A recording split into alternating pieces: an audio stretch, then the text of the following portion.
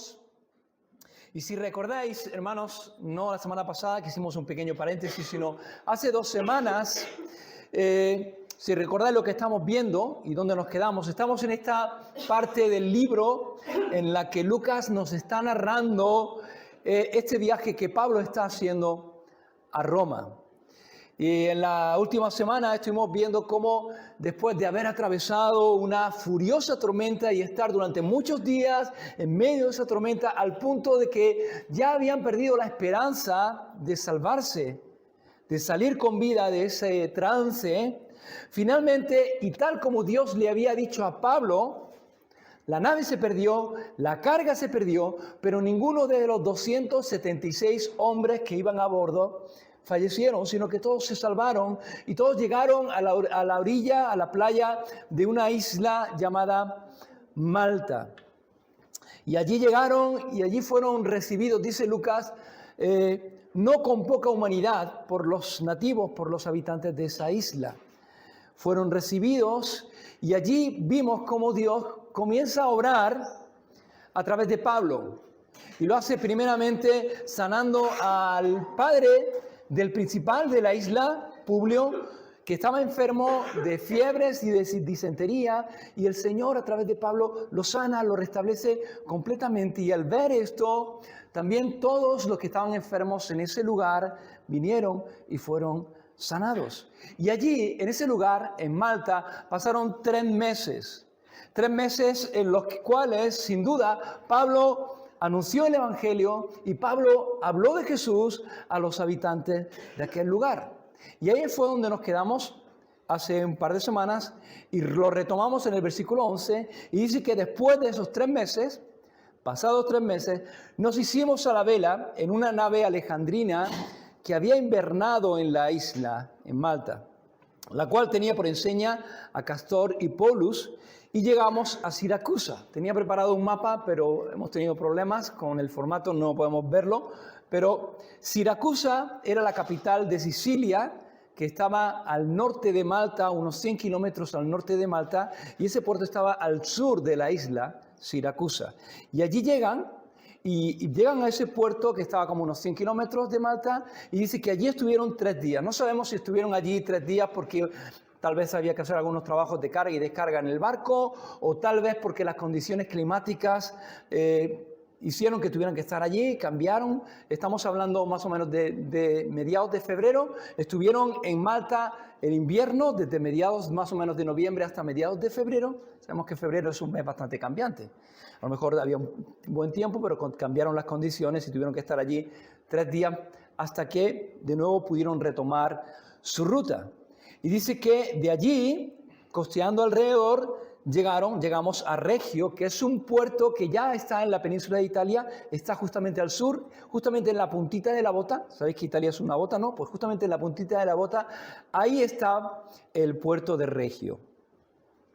Y otro día después, dice, soplando el viento del sur, llegamos al segundo día a Puteoli. Y este es un puerto que está en la bahía de lo que hoy sería la ciudad de Nápoles, ¿no? Y allí dice el versículo 14 que hallaron algo.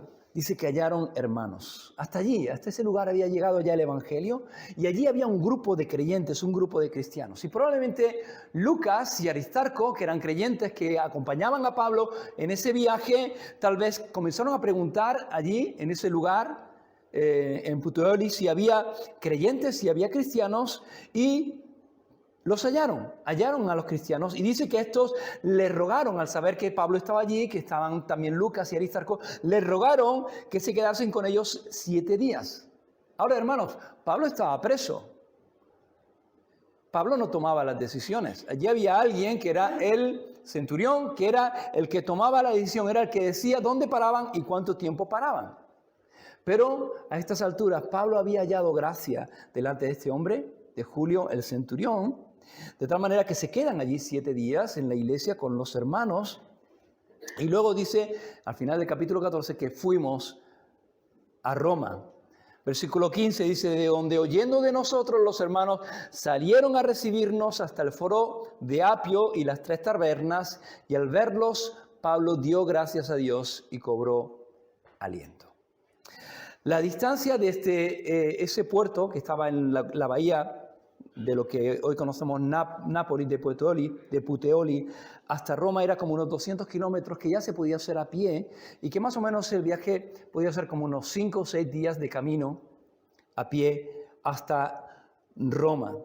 Y probablemente cuando llegaron a este lugar, a Puteoli, y los hermanos de Puteoli supieron que Pablo estaba allí, no solamente le pidieron que se quedaran con ellos 7 días para que fueran instruidos, para que fueran enseñados, me imagino que tuvieron unos cultos tremendos durante esa semana, sino que probablemente enviaron también algún mensajero a Roma para avisarles de que Pablo estaba de camino a Roma y que en unos días iba a llegar hasta allí, hasta Roma.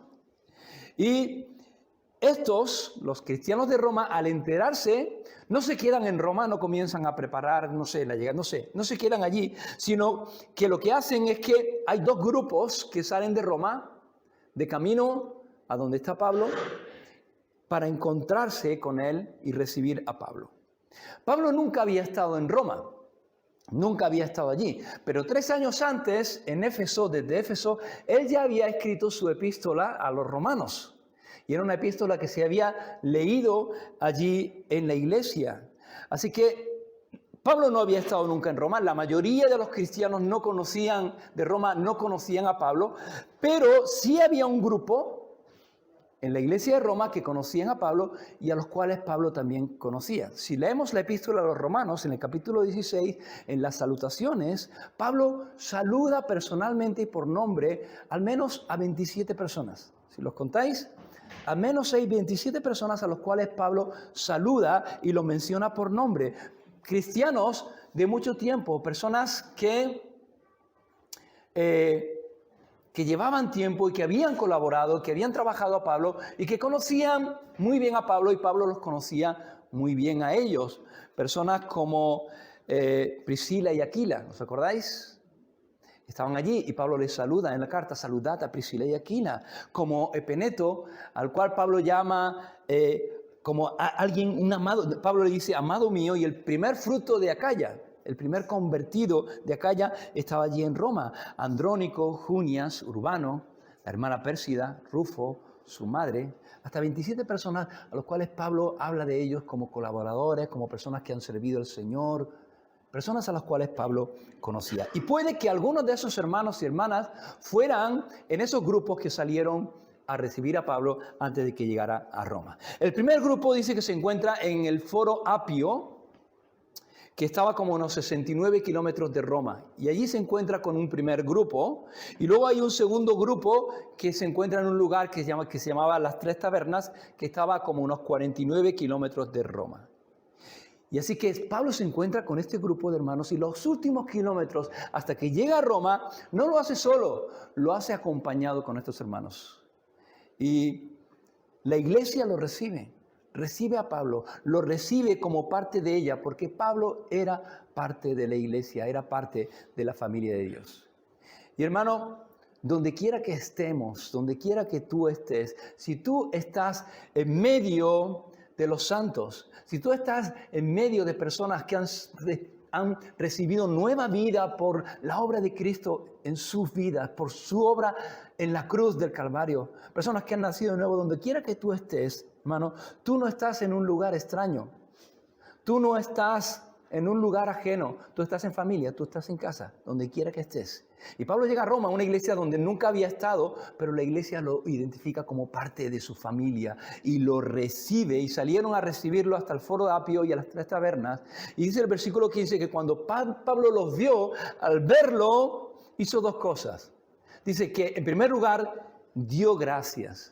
Cuando Pablo vio a estos hermanos que salieron para recibirle y para que él no entrara solo en Roma, sino que le acompañaron hasta Roma, Pablo se sintió agradecido a Dios. Se sintió agradecido a Dios por sus hermanos en la fe, y Pablo se sentía agradecido por la iglesia.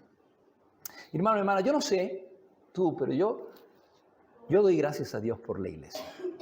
Yo doy gracias a Dios. Yo doy gracias a Dios por cada uno de vosotros, por la obra que el Señor ha hecho y está haciendo en cada uno de vosotros. Yo doy gracias a Dios por darme y hacerme formar parte de una comunidad de fe, de una familia espiritual donde yo pueda crecer, donde yo pueda ser edificado y donde yo también pueda edificar a otros.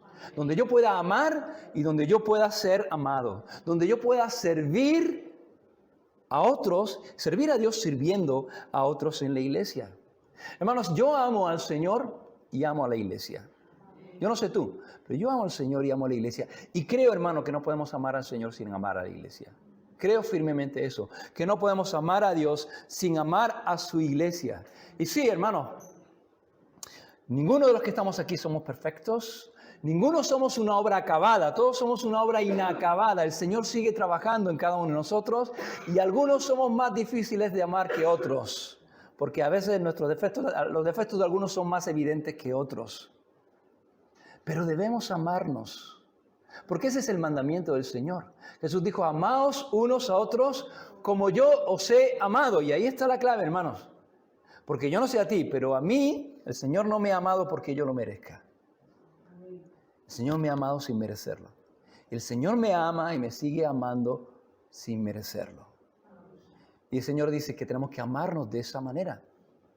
Y el Señor se agrada de eso. Ese es el mandamiento del Señor. Y el Señor se agrada de eso. Pablo amaba a la iglesia. Y cuando Pablo ve a la iglesia, ve a los hermanos, Pablo da gracias a Dios.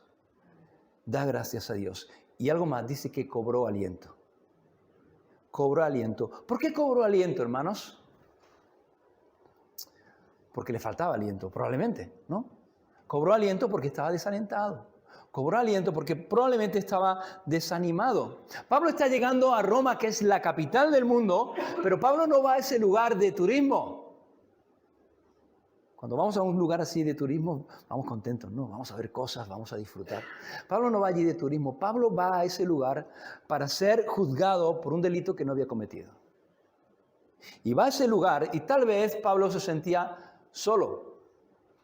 Porque aunque sí, Lucas estaba con él y estaba también Aristarco, pero finalmente él iba a tener que estar solo delante de un tribunal que le iba a juzgar y que en sus manos estaba, digamos, entre comillas, su vida. Pablo tal vez se sentía solo y Pablo tal vez se sentía solo un hombre.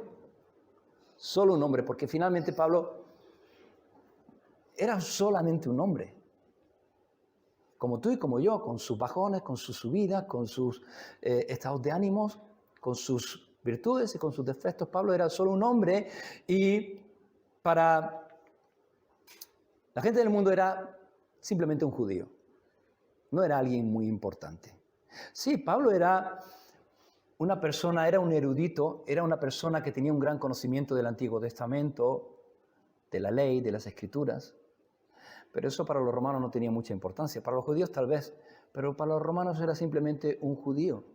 Era un hombre sencillo que iba a estar delante de los hombres más poderosos de ese momento. Y Pablo era simplemente un hombre. Y tal vez al considerar esas cosas, Pablo tal vez se sintió desalentado. Pero cuando vio a los hermanos, cuando vio a la iglesia, cobró ánimo, cobró aliento, porque Dios lo recordó y él pudo ver que no estaba solo. No estaba solo. El cristiano nunca está solo. Hermanos, tú y yo nunca estamos solos. Sí podemos experimentar ese sentimiento de soledad. Sí puede haber momentos en los que tal vez nos podamos sentir solos, pero no estamos solos. Estés donde estés, hay alguien que está contigo. ¿Quién? El Señor está contigo. ¿Tú sabes el valor que tiene eso? Saber que estemos donde estemos, en la situación en la que podamos atravesar, la tormenta que podamos estar, por muy grande que sea, nunca estamos solos, que el Señor está con nosotros. Hermanos, eso es algo que nunca debemos olvidar. El salmista decía en el Salmo 118, lo leíamos en esta semana, en estos días de atrás, el Salmo 118, en el versículo 7 y 8, escribía el salmista y decía, el Señor está conmigo. El Señor está conmigo, no temeré lo que el hombre pueda hacerme. ¿Por qué? Porque el Señor está conmigo. El Señor está entre los que me ayudan. El Señor está entre los que te ayudan, está el Señor. Y si solamente estuviera el Señor entre los que te ayudan, todos los demás sobran. Porque si el Señor es con nosotros, ¿quién contra nosotros? Decía David en el Salmo 56, 9, esto sé, solo sé una cosa, esto sé, que Dios está por mí. Y si no supiéramos otra cosa, ya sería suficiente saber que el Señor está por nosotros. Que el Señor está con nosotros. ¿Sabes tú eso, hermano? ¿Lo sabes? ¿Sabes que el Señor está contigo? Tenemos que saberlo, hermanos. Tenemos que saber que no estamos solos, que el Señor está con nosotros. Y no solamente el Señor, sino que dice el libro de Hebreos que hay una gran nube de testigos a nuestro alrededor que nos ven. Cuando Pablo, cuando en Hebreos capítulo 12 nos habla acerca de la vida del cristiano como una carrera que tenemos que correr, que corramos la carrera que tenemos por delante, puestos los ojos en Jesús, el autor y consumador de la fe, nos dice que nos despojemos de todo peso que nos asedia y corramos la carrera, sabiendo también que hay una gran nube de testigos que está a nuestro alrededor. Y la idea es eso, que estamos en una carrera y no estamos solos, hay una gran nube de testigos que está pendiente de nosotros, que nos está animando, que nos está alentando, todos aquellos que nos han precedido, que han corrido delante de nosotros. No estamos solos porque formamos parte, y Pablo no está solo, porque forma parte de una comunidad de fe, una familia espiritual que se extiende por toda la tierra. Y el Señor le recuerda eso, le recuerda que no era solo un hombre, era un hijo de Dios. Somos hombres, sí, pero no solamente somos hombres si hemos recibido a Jesús, somos hijos de Dios. Y que no era un hombre solo, sino que el Señor estaba con él y formaba parte de una familia espiritual que se extiende por toda la tierra. Y Pablo ve eso, el Señor le recuerda eso y da gracias a Dios por la iglesia. Y cobra ánimo. Pablo es animado al ver la obra de Dios, que la obra de Dios está creciendo, y Pablo es animado al ver a sus hermanos. Y dice el versículo 16, y cuando llegamos a Roma, lo leemos así, cuando llegamos a Roma, pero por fin Pablo llega a Roma, por fin. Desde que el Señor le dijo a Pablo que le era necesario ver a Roma, estando en Éfeso, en el capítulo 19, versículo 21, han pasado 9 capítulos de este libro.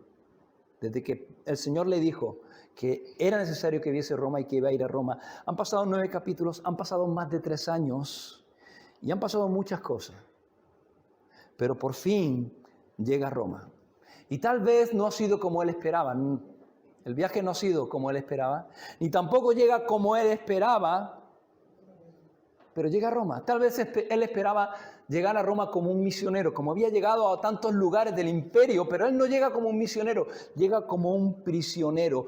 Pero eso también estaba en los planes de Dios. Porque de esta manera, como prisionero, llegar como prisionero le permitió llegar a lugares donde no habría podido llegar como misionero y predicar el evangelio a personas a las cuales no habría podido predicarles como misionero, pero sí como prisionero. No fue como él esperaba, no fue la forma en la que él esperaba, pero finalmente Pablo llega y como Jesús dijo que iba a llegar, él llega a Roma. ¿Por qué? Porque el Señor cumplió su palabra. El Señor cumple su palabra. Hermanos, ¿cuántas veces dudamos de que el Señor va a cumplir su palabra? A veces somos necios y dudamos de cosas de las cuales no deberíamos dudar. Porque si hay algo de lo que podemos estar seguros, si hay algo que podemos esperar de Dios, es que Él va a cumplir sus promesas y Él va a cumplir su palabra. Porque Él no es como tú y como yo. Él no es como nosotros. Él es fiel. Él lo que dice, lo hace. Él lo que promete, lo cumple. El Señor cumple su palabra. Y finalmente llega a Roma. Jesús le dijo a Pablo que iba a llegar a Roma, cuando a veces las circunstancias parecían que indicaban todo lo contrario, que no iba a llegar, pero el Señor le dijo que iba a llegar y finalmente llega a Roma. Y dice el versículo 16, cuando llegamos a Roma, el centurión entregó los presos al prefecto militar. El centurión pudo hacer algo y fue entregar todos los presos que se le habían sido encomendados en Cesarea, a todos, sin perder ni uno solo, los entregó al prefecto militar. Cumplió su misión. Y en buena parte, ¿gracias a quién? Gracias a Pablo. Así que él entrega a todos los presos al prefecto, pero, dice a Pablo, se le permitió vivir aparte con un soldado que lo custodiase. Es decir, Pablo, esto es algo parecido a un arresto domiciliario, No lo meten en la cárcel, no lo meten en un calabozo, no lo meten en una cárcel común. Es como una especie de arresto domiciliario en un lugar donde él puede estar, pero con la diferencia de que él estaba continuamente atado a una cadena con un soldado romano. Las 24 horas, continuamente. Y cada 24 horas, un soldado diferente. La pregunta es, ¿tú qué crees que hacía Pablo? Si algo sabemos de Pablo es que Pablo no perdía el tiempo. Así que, ¿a cuántos soldados le predicó el Evangelio y cuántos soldados creyeron? Solamente Dios lo sabe. Pablo estaba preso, pero la palabra de Dios no estaba presa. Pablo estaba encadenado, pero Pablo era libre, porque la verdad lo hizo libre. Jesús dijo, conoceréis la verdad y la verdad os hará libres. ¿Y la verdad quién es? La verdad es Jesús. Y desde que Pablo tuvo ese encuentro con Jesús en el camino de Damasco, Pablo fue libre de sus pecados, Pablo fue cambiado, Pablo fue transformado y estaba ahí, estaba encadenado, pero estaba en libertad. Y Pablo nunca volvió a ser mismo. Y esos soldados que hoy estaban con Pablo, encadenados, y a los que Pablo sin duda les predicaba el Evangelio, en unos meses o tal vez en un año, podían estar en cualquier lugar del imperio.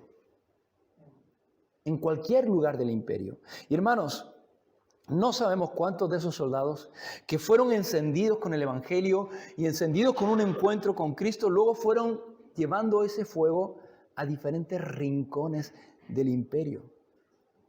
Hermanos, no sabemos cuántos misioneros salieron de esa casa. No lo sabemos. Solamente Dios lo sabe. Solamente Dios lo sabe. Y dice el versículo 17 que aconteció que 3 días después de haber llegado a Roma, solo han pasado 3 días, y Pablo convocó a los principales de los judíos, a los cuales luego que estuvieron reunidos les dijo, yo, varones hermanos, no habiendo hecho nada contra el pueblo ni contra las costumbres de nuestros padres, y de eso fue de lo que acusaron a Pablo, ¿recordáis? De que hablaba contra las costumbres de los judíos y de que hablaba contra el templo, pero no había hecho nada de eso. Dice, yo, sin haber hecho nada de eso, he sido entregado preso desde Jerusalén en manos de los romanos, los cuales, habiéndome examinado, me querían soltar por no haber en mí ninguna causa de muerte. ¿Os acordáis? Félix sabía que era inocente, pero Félix no soltó a Pablo. ¿Por qué? Por 2 razones. Porque, en primer lugar, porque esperaba recibir un soborno. Esperaba recibir dinero de Pablo para soltarlo. Y en segundo lugar, porque veía a Pablo como un instrumento que tal vez le pudiera servir para congraciarse con los judíos. Veía que Pablo era alguien importante y el asunto de Pablo era importante para los judíos y lo vio como un instrumento político que le podía servir en un momento determinado si necesitaba reconciliarse o conciliarse con ellos. Y si os acordáis, cuando Pablo habla acerca de Festo y delante de Agripa, después de hablar, dice que en Hechos capítulo 26, dice que hablaban entre ellos y decían, ninguna cosa digna de muerte ni de prisión ha hecho este hombre. ¿Podría este hombre ser puesto en libertad si no hubiera apelado a César? Y Pablo dice, los romanos, viendo que era inocente, me querían soltar. Pero oponiéndose los judíos, me vi obligado a apelar a César, porque buscaban matarme. Eso es lo que buscaban los judíos, buscaban matarlo. No porque tenga de qué acusar de mi nación, a mi nación. Es decir, no he apelado a César, no estoy aquí para presentarme delante de César para acusar a mi nación. No para eso. Así que por esta causa os he llamado para veros y hablaros, porque por la esperanza de Israel estoy sujeto con esta cadena. Pablo sabía muy bien cuál era la razón por la cual él estaba preso. Y Pablo dice, el asunto por el cual yo estoy sujeto a estas cadenas es por la esperanza de Israel. Y para un judío esta frase, la esperanza de Israel, tenía que ver con la venida del Mesías. Porque eso es lo que ellos esperaban. Los judíos estaban esperando la venida del Mesías prometido. Y Pablo dice, esa es la razón por la cual yo me encuentro en esta situación, en el día de hoy, por la esperanza de Israel. ¿Y quién es la esperanza de Israel, hermanos? Jesús. Hermano, Pensad un poco. Pablo no está en un palacio que Dios le ha regalado. Pablo no tiene un coche de alta gama en su garaje. Pablo no tiene un avión privado. La situación que tiene Pablo no podría decirse precisamente de próspera desde el punto de vista humano. No era una situación de prosperidad. Pablo está preso, está privado de libertad, está en cadenas. ¿Por qué? ¿Por qué razón? Por la esperanza de Israel. Pablo está en esa situación por causa de Cristo, por Jesús. Y la razón, hermanos, merece la pena. Si hay una razón por la cual merece la pena padecer y sufrir, es por el Señor. Porque Él hizo mucho más por cada uno de nosotros. La pregunta es si nosotros estamos dispuestos a sufrir por Jesús. ¿Estamos dispuestos a pasar por tormentas por causa del Señor en nuestras vidas? ¿Estamos dispuestos a ser perseguidos? Porque la Biblia dice que si alguno quiere vivir piadosamente va a padecer persecución. ¿Estamos dispuestos a ser menospreciados, incluso despreciados por este mundo por causa del Señor? Pablo dice, por la esperanza de Israel. Por causa de Jesús estoy sujeto a estas cadenas. Y lo que vemos aquí es algo totalmente contrario a lo que se enseña en ciertos lugares acerca de la doctrina, de la teología, de la prosperidad, de que si tú eres cristiano y si te mantienes fiel, Dios te va a prosperar y vas a tener riquezas y vas a tener un montón de cosas. No es lo que vemos aquí. Pablo no está en un palacio. Pablo está preso. Pablo está privado de libertad. Y él dice, por la esperanza, por Jesús estoy en esta cadena. Y entonces ellos dijeron, versículo 21, nosotros ni hemos recibido de Judea cartas acerca de ti, ni ha venido alguno de los hermanos que haya denunciado y hablado algún mal de ti. Ellos no habían recibido noticias de Jerusalén. No había venido nadie de Jerusalén para hablar de este asunto con los judíos de Roma, ni nadie había llegado hablando mal de Pablo. ¿Por qué? ¿Os acordáis que cuando Pablo es llevado a Cesarea rápidamente hay una delegación de los judíos de Jerusalén que van allí a acusar a Pablo delante del gobernador? Pero ahora Pablo llega a Roma y allí no ha llegado nadie. Allí no hay nadie que ya haya llegado para acusarle ni haya informado a los judíos de Roma. ¿Por qué? Porque sabían que en Roma no tenían ninguna posibilidad de que Pablo fuese condenado por las acusaciones que ellos habían presentado contra él. Porque además de ser falsas, de no tener pruebas, de no tener evidencia, eran asuntos que eran irrelevantes para los romanos. A los romanos no le importaba nada las cosas de las costumbres de los judíos y de la ley, que era de lo que acusaban a Pablo. Sabían que no tenían ninguna posibilidad, así que ni siquiera se presentaron. Pablo está en Roma para ser juzgado, pero no hay ningún acusador que haya ido a Roma para acusarle delante de César. Y allí está. No habían oído nada del asunto de Pablo, ni del conflicto que Pablo había tenido con los judíos de Jerusalén, pero sí habían oído algo. Habían oído acerca del cristianismo. Y sabían que cuando Pablo hablaba y decía que en Jerusalén los problemas que había tenido era por causa de la esperanza de Israel, sabían que se refería a Jesús. Y entonces en el versículo 22 le dice, no hemos oído nada, no nos han enviado nadie, pero querríamos oír de ti lo que piensas de Jesús y del cristianismo, porque de esta secta, esta palabra secta aquí no tiene el sentido que nosotros tenemos hoy día como secta. Simplemente la idea es de un grupo religioso dentro del judaísmo. Veis que en la Biblia muchas veces se habla acerca de la secta de los fariseos. Era un grupo religioso dentro del judaísmo, o la secta de los saduceos. Y en aquel tiempo, para los judíos, el cristianismo era una secta más, un grupo, una tendencia, una corriente religiosa dentro del judaísmo. Y dicen, de esta secta nos es notorio que en todas partes se habla contra ella. Queremos oírte, queremos saber lo que piensas tú acerca del cristianismo.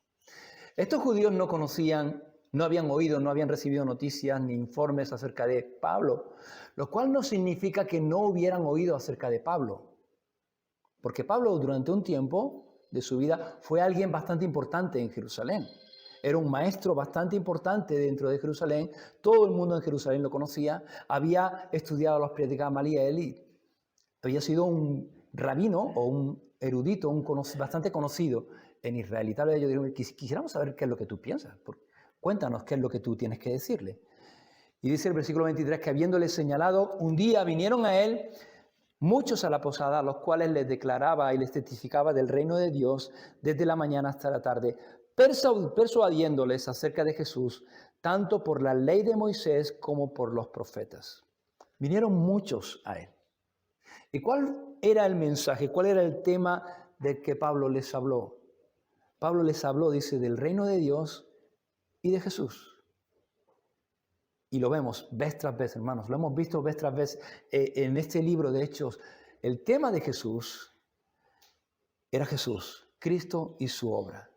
Y en su primer encuentro con los judíos, Pablo les habló acerca de la esperanza de Israel, que era la promesa de Dios de que del linaje de David se iba a levantar un rey cuyo reinado no tendría fin, que del linaje de Israel iba a venir el Mesías, el cual iba a liberar al pueblo de Israel. Pablo les habló de esa esperanza, pero en este segundo encuentro con los judíos, lo que Pablo va a hacer es relacionar esa promesa de Dios que esperaban los judíos con Jesús. Pablo les va a persuadir de que la esperanza de Israel, el Mesías que había de venir, es Cristo, es Jesús, que Él es el Mesías que había de venir, el Salvador prometido. ¿Y cómo lo va a hacer? ¿Cómo va a persuadir a los judíos de esa realidad, de que Jesús es el Cristo, el Mesías que estaban esperando? ¿Cómo lo va a hacer? Pues mira, no lo va a hacer a través de su propia sabiduría humana, no lo va a hacer a través de su propia capacidad de convicción, no lo va a hacer a través de su elocuencia, lo va a hacer a través de la Escritura. Lo va a hacer a través de la palabra. Dice, persuadiéndoles acerca de Jesús como tanto por la ley de Moisés como por los profetas. Y así es como los judíos llamaban al Antiguo Testamento. La ley y los profetas era el Antiguo Testamento. Pablo no les va a dar su opinión, Pablo les va a dar lo que la Escritura dice. Y les va a presentar lo que la Escritura dice acerca del Mesías, lo va a relacionar con Jesús y con el cumplimiento de todas las profecías mesiánicas del Antiguo Testamento. La autoridad, hermanos, de la enseñanza de Pablo estaba no en su sabiduría, no en que había estudiado a los pies de Gamaliel. La autoridad en la enseñanza de Pablo estaba en la Escritura, en la palabra. Y todo lo que Pablo decía, todo lo que Pablo enseñaba estaba establecido y estaba expuesto en la Escritura y podía mostrarlo en la Escritura. Esto es lo que dice la Escritura, esto es lo que dice el Antiguo Testamento acerca del Mesías, esto es lo que dice la Escritura que tiene que cumplirse en el Mesías. Y luego les enseñaba a Jesús. Y este es el cumplimiento de la promesa.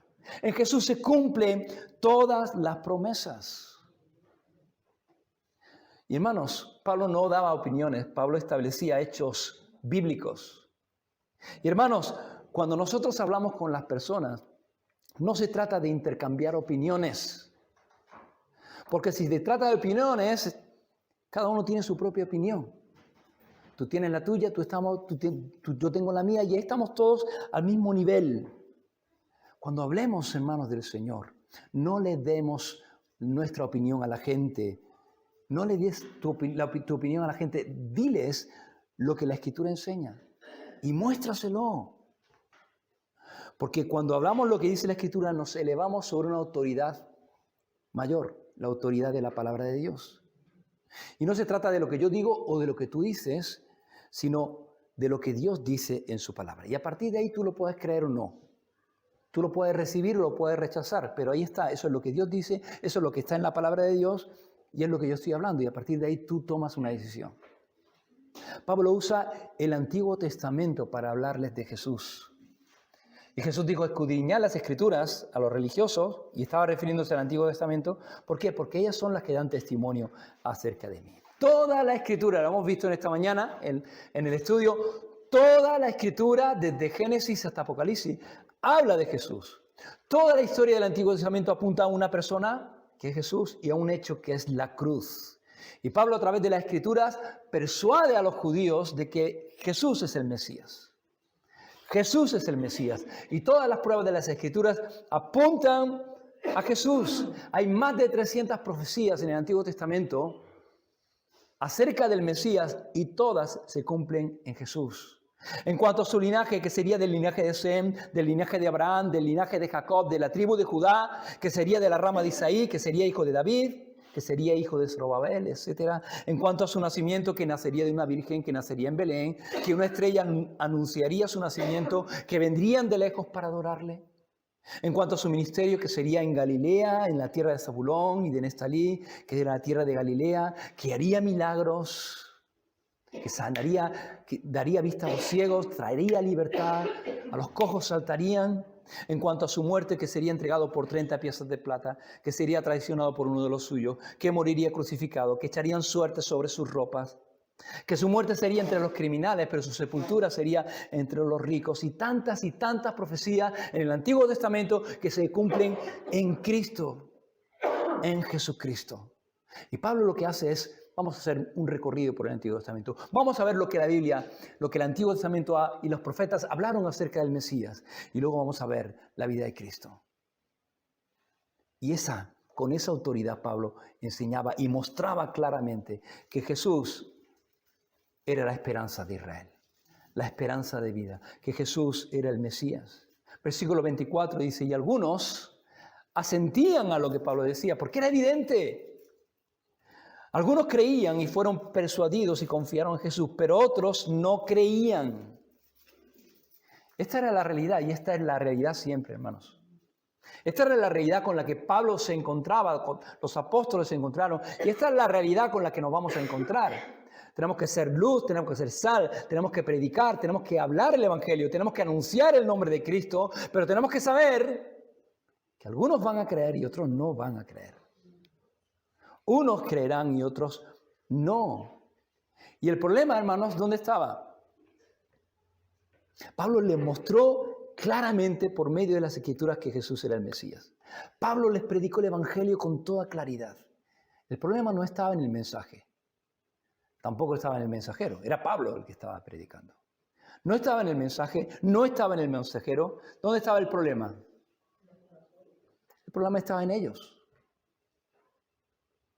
Dice el versículo 25 y 27, y como no estuviesen de acuerdo entre sí, al retirarse, les dijo Pablo esta palabra: bien habló el Espíritu Santo por medio del profeta Isaías a nuestros padres, diciendo: ve a este pueblo y diles, de oído oiréis y no entenderéis, y viendo veréis y no percibiréis, porque el corazón de este pueblo se ha engrosado, y con los oídos oyeron pesadamente, y sus ojos se han cerrado, para que no vean con los ojos y oigan con los oídos, y entiendan de corazón y se conviertan, y yo los sane. Pablo cita al profeta Isaías para explicarles la razón por la cual ellos no creen. Y no creen no porque no puedan creer, no creen no porque no haya evidencia, no es por falta de evidencia. Pablo les acaba de mostrar por medio de la Escritura que Jesús es el Mesías. El problema no es la evidencia, sino un corazón engrosado, dice. El problema es un corazón endurecido, que los mantiene ciegos y sin querer oír. Están ciegos espiritualmente y han decidido endurecer su corazón y han decidido no volverse a Dios para que su pecado sea perdonado y, como dice Dios, y yo los sane. La mayoría de las personas, hermanos, no creen no porque no puedan creer o no porque no haya evidencia suficiente. La mayoría de las personas no creen porque no quieren creer. Simplemente deciden no creer. Porque no quieren dejar su estilo de vida. Porque no quieren dejar su pecado. Y Dios quiere que sean salvos, pero no todos quieren ser salvos. No todos quieren dejar su estilo de vida. No todos quieren seguir al Señor. Y Dios nos ha dado este mensaje y nuestra responsabilidad es predicar el mensaje. Pero nuestra responsabilidad no es que la gente crea. Esa responsabilidad es individual de cada uno de los que reciben el mensaje. Y Pablo dice en el versículo 28, sabed pues que a los gentiles es enviada la salvación de Dios y ellos oirán. Y lo que Pablo está diciendo aquí es algo muy fuerte para los judíos. Lo que Pablo está diciendo es, el mensaje de salvación vino primero a vosotros, por cuanto eres el pueblo de Israel, el pueblo de Dios, y eres el pueblo de Dios. Pero si vosotros rechazáis ese mensaje de salvación, no hay problema. No hay ningún problema. Porque Dios no necesita que vosotros creáis. Vosotros necesitáis creer. Y si vosotros no queréis creer, otros creerán. Y la salvación y la obra de Jesús en la cruz no fue por y para los judíos solamente, sino que fue por y para todas las naciones. Jesús murió en la cruz del Calvario. Y Pablo dice, si vosotros no queréis oír, si vosotros no queréis creer, otros oirán, otros creerán. Si tú no quieres servir al Señor, otros servirán al Señor. Y Dios no necesita que tú creas. Tú necesitas creer. Dios no necesita que tú le sirvas. ¿Tú crees que Dios necesita que tú o yo le sirvamos? Dios no necesita eso. Somos tú y yo los que necesitamos servir al Señor y reconocer que Él es nuestro Señor. Versículo 29. Cuando hubo dicho esto, los judíos se fueron teniendo gran discusión entre sí. Y versículo 30 dice, y Pablo permaneció 2 años enteros en una casa alquilada. 2 años más, hermano. 2 años más estuvo Pablo en Roma. 2 años esperando. 2 años más en cadenas. Pero ahí, donde Dios lo puso, Pablo supo dar fruto para Dios. Y la pregunta es, ¿dónde te encuentras tú? ¿Dónde me encuentro yo? ¿Dónde nos encontramos? Tal vez nos podemos encontrar en una prueba, tal vez encadenado a circunstancias, a situaciones, y no sabemos muy bien cómo soltarnos de ahí. Hermanos, no podemos escoger el qué, pero sí podemos escoger el cómo. ¿Sabes eso? No podemos escoger ni la naturaleza ni la intensidad de las tormentas que vamos a atravesar en esta vida. No lo podemos escoger. Si lo pudiéramos escoger, no escogeríamos ciertas cosas ni ciertas situaciones. No podemos escoger eso. Pero sí podemos escoger cómo vamos a enfrentar esas situaciones. Cómo vamos a atravesar esas situaciones. Y la pregunta, hermano, es, mientras estamos ahí, no sé en qué situación te puedas encontrar hoy o tal vez te puedas encontrar mañana, pero la pregunta es, mientras estamos ahí, ¿cómo vamos a ver esa situación? ¿Cómo la vemos? Podemos verlo simplemente como un tiempo de espera. Dios no está haciendo nada, tengo que esperarme hasta que Dios haga algo. Lo podemos ver como un tiempo de espera o lo podemos ver como una situación en la cual ahí también podemos dar fruto para Dios. Pablo ahí también encerrado en una casa con una cadena atada continuamente a un soldado día y noche. Ahí Pablo vio eso como una oportunidad para dar fruto para Dios. Y hermanos, a veces para dar fruto no hay que hacer grandes cosas. Simplemente hay que permanecer. La clave para dar fruto en nuestra vida como cristianos es permanecer. Jesús dijo, si permanecéis en mí. Jesús dijo, yo soy la vid y vosotros los pámpanos. Separados de mí nada podéis hacer. Pero si permanecéis en mí, permanecer en mí va a hacer que deis fruto. Y a veces hay situaciones que no sabemos muy bien qué hacer. Pero hay algo que podemos hacer. Podemos permanecer en el Señor. Podemos permanecer sirviendo al Señor. Ahí donde estemos, podemos permanecer en esa situación. Permanecer en el Señor y permanecer sirviendo al Señor.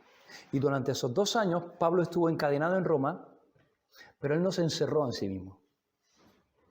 Sino que dice que recibía a todos los que venían a él. Y dice el versículo 31, termina predicando el reino de Dios, enseñando acerca del Señor Jesucristo, abiertamente y sin impedimento. De nuevo, Pablo no pierde el tiempo. Pablo aprovecha el tiempo. Y sabéis, durante esos 2 años, Pablo estuvo encadenado en Roma. Y durante esos 2 años, Pablo aprovechó para escribir 4 de los libros que tenemos en el Nuevo Testamento. Ahí, en Roma, con un soldado atado a su cadena, Pablo escribió la epístola de Efesios, Filipenses, Colosenses, escribió también la epístola de Filemón. Aprovechó para escribir, para seguir siendo usado por Dios como un instrumento para traer su palabra a su pueblo. Y aprovechó para predicar y enseñar a Jesús a cuantos venían a él, dice, abiertamente y sin impedimento. De tal modo que, estando ahí encerrado y en esa situación, él escribe a los filipenses, en el capítulo 1, versículo 12 al 14, y él dice, quiero que sepáis, hermanos, una cosa, Quiero que sepáis que las cosas que me han sucedido han redundado más bien para el progreso del Evangelio.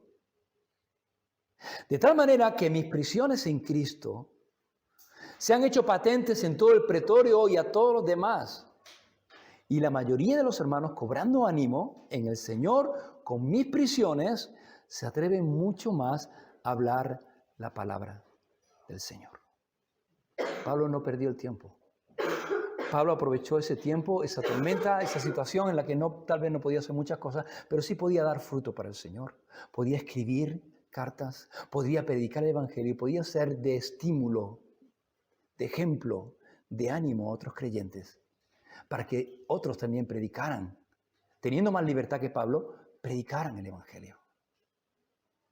Pablo permaneció 2 años enteros en una casa alquilada y recibía a todos los que a él venían, predicando el reino de Dios, enseñando acerca del Señor Jesucristo, abiertamente y sin impedimento, punto. Y ahí se acaba. Ahí se acaba el libro de Hechos. Así se termina. Y si te das cuenta, acaba de una manera como ¡pum!, muy abrupta, ¿no? Si os dais cuenta, todos los libros del Nuevo Testamento, lo podéis buscar, todos los libros del Nuevo Testamento terminan con una palabra. Amén. Así sea. Y con esta palabra se termina el libro y el libro queda cerrado. Pero el libro de Hechos no termina así. Y da la impresión de que Lucas está escribiendo, y está ahí sentado escribiendo, y de repente alguien dice, ¡Lucas! ¡La comida! ¡A comer! Y Lucas suelta su pluma, deja todas las cosas, se va a comer y no vuelve nunca. Esa es la impresión que da.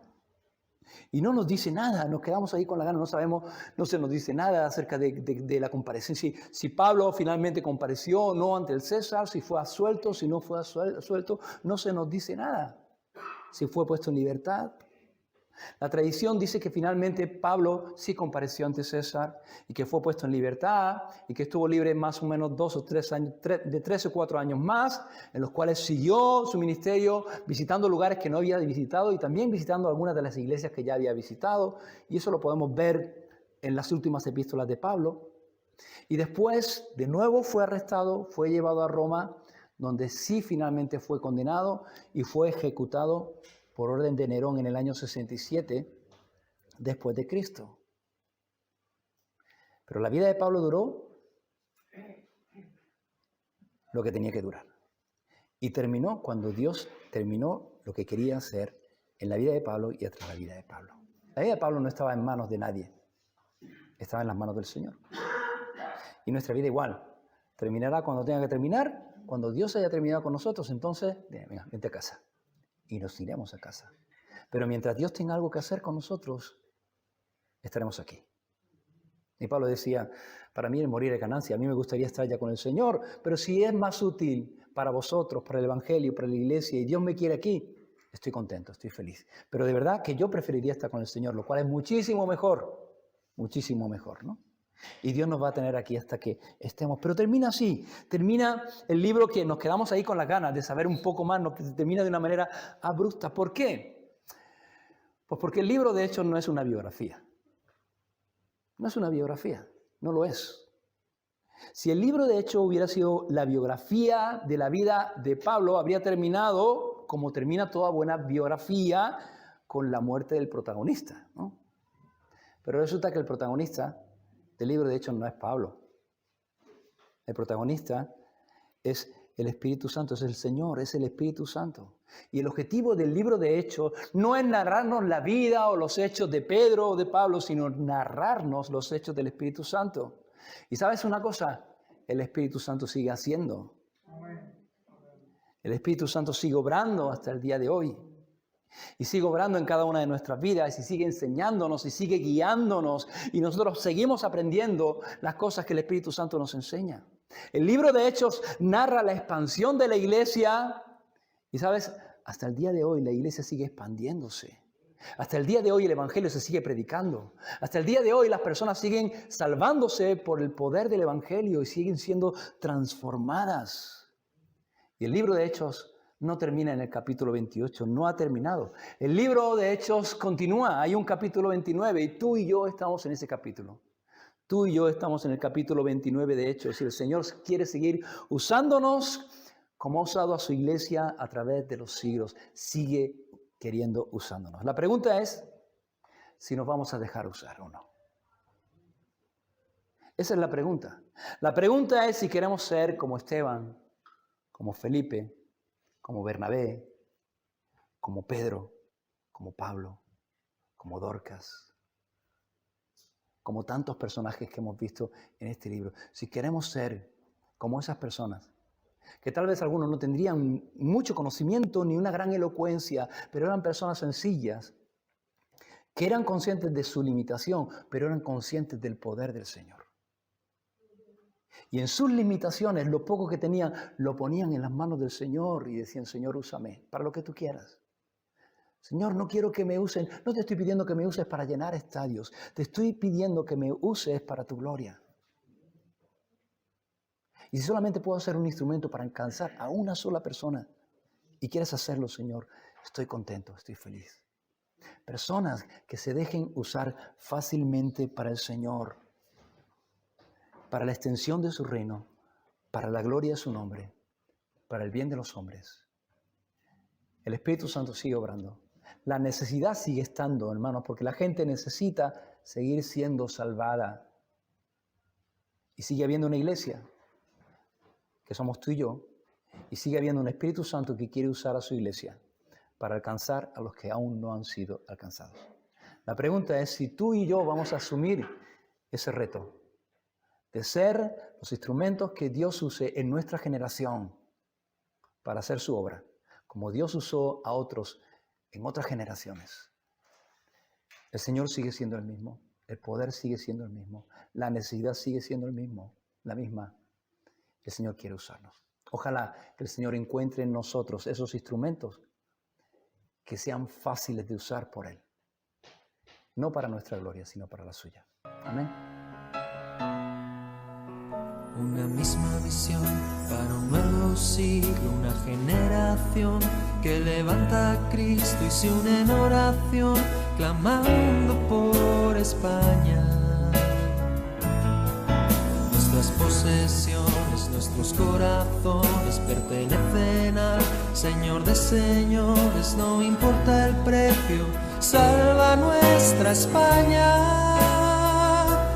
Las barcas y las redes listas son.